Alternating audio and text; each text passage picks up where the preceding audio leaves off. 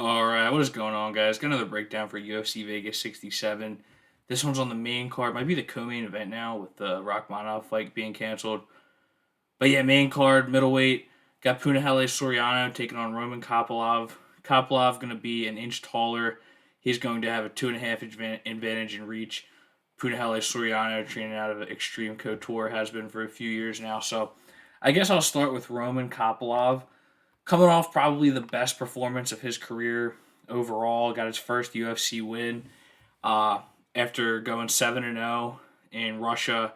Or I don't know where Fight Nights Global is. I watch those fights on YouTube, but yeah, he did have some 5 round experience before getting to the UFC. I believe 5 or 6 knockouts, so good stuff.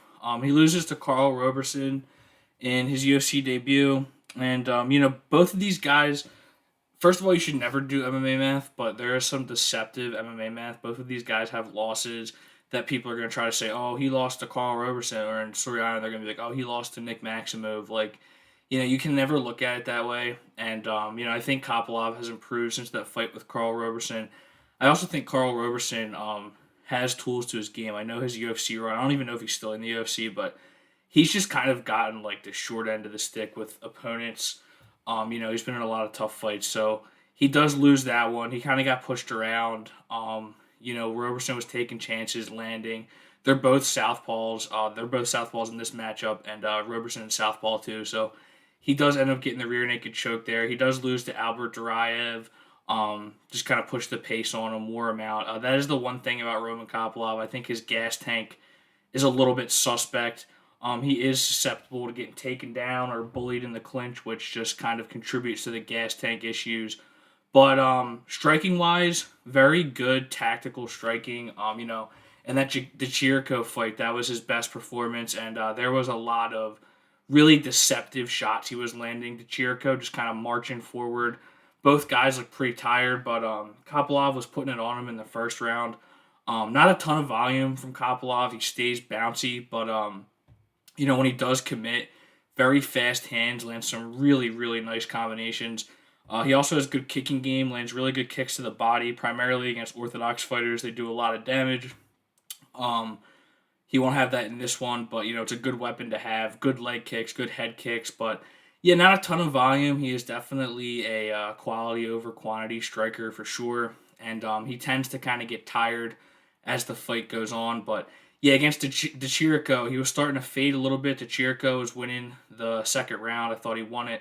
Comes out hard in the third round, and he just gets caught by like a 4 or 5 punch combination, strings it together, and Kopylov gets the victory. So big win there. But yeah, there's things to like about his game. There's things I think he's got to work on. And this is just a big proving fight for both fighters. And for Punahele Soriano, coming off a solid win against Dolce Lujambula, um, kind of lost the first round in that one, not like convincingly or anything. It's just he was a lot more patient, which was good. It looks like he was adding some layers to his game, but yeah, he was starting to find his range at the end. Then Lujambula just kind of tied him up on the ground for the end of that round.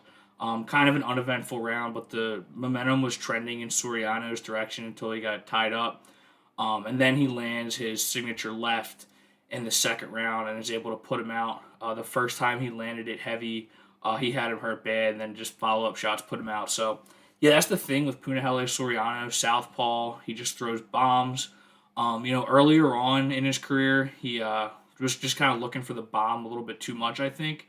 He picked up the unanimous decision win against Jamie Pickett, mixed things up well in that fight, used some wrestling when he had to. He does have a wrestling background, which is good to see, but yeah, it's primarily the left hook and the straight left from southpaw. He just looks for that the whole fight, and he has incredible power, and he believes in it, and that's how he looks to win his fights. Against Todorovic, he had his chin straight up in that one, was just kind of weaving out of the way of shots, but then Soriano just kind of tightened up his punches, lands a beautiful straight left, knocks his mouthpiece out, and he ends up finishing him like a minute later. He never really recovered from it. And there's a lot of hype on Soriano at that point. Comes in two wins in the UFC, 2 knockouts. And he was actually favored in that fight with Brendan Allen, but it was a good growth fight for him.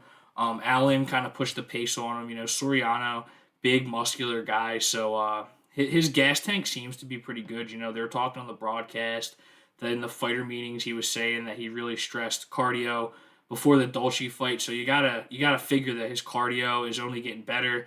And yeah, that fight with Brendan Allen, he does lose. Allen mixed in some good body kicks, mixed in the wrestling, just fought a good fight and was able to get by him there. And then a lot of people give Punahele Soriano shit for this loss to Nick Maximov. But first of all, I don't think Nick Maximov is that bad. I think he really only got cut because of his Diaz affiliation, and you know how like the UFC, particularly Dana, can get vindictive with shit like that. I know his performance against Jacob Malkoun wasn't very good, but he looked like he was hurting that one. Just has a very weird style. He just digs for single legs and digs for ankles and doesn't let go and just ends up just sneaking in some ground and pound, just stealing these rounds. On the feet, Soriano was putting it on him, mixing in his knees well. And it was a split decision. Really could have gone either way. If you're going with damage based scoring, I think you give it to Soriano. Maximov did have some control. But yeah, it's just a weird matchup, and he bounced back well against Dolce Lujambula. So I think that the ceiling on Soriano is still high. It's like I said, the only thing is with watching him is just like I'd like to see him mix some more things into his game. He doesn't really throw a lot of jabs, but the one thing he does do well is he mixes in clinch work. He landed some very good knees, devastating knees against Dolce Lujambula. He does have good body kicks when he wants to go to them. So if he can mix in those things and just wear on Kopylov's already suspect gas tank, I think that we can clearly say that Soriano has the gas tank advantage here. By the way, I know that in the past people have asked questions about his gas tank, but he seems to have worked on that. And that's just the thing with Soriano. I've always looked at him as a guy who's developing, and he seems to be improving a lot at Extreme Couture, and I think that he can get right back on get a lot of hype behind him if he can get a big win here because that'll be 4 knockouts in the UFC. And so for this one, the Tapology community is pretty heavy in favor of Punahele Soriano, and I really gave this one a long look. I think it's one of the tougher fights on the card to pick because I think it could go either way, but I am going to agree with this. I'm going to go with Punahele Soriano. I think he can take a punch. He might get hit a few times by Roman Kopylov. He might put some really nasty combinations on him or some nice body kicks, but I think that Soriano's aggressiveness is going to pay off in this one. The recipe to beating Roman Kopylov seems to be to just kind of crash forward, pressure him, don't let him get in a rhythm, don't let him sit there and just pick his shots. And while I do think that Kopylov has displayed like more dynamics to his striking game in the UFC, I think that Punahele is eventually just going to be able to find that left. I think that we'll see him be more patient, and I do think that we'll see him mix in some other things. I'd love to see him wrestle or push him into the fence a little bit, just wear on that gas tank a little bit more. But I think we will see some more clinch work, just in and out from Soriano, and I think he will eventually find that left. I'm going to go Punahele Soriano by knockout. I might go Punahele Soriano by knockout round 2. We'll see what we get for the odds here. But yeah, it's a tough fight. Could go either way, but I just think I'm going to go with Punahele Soriano, banking on these improvements continuing to go his way. So thanks for watching, guys. Sure, subscribe, and take it easy.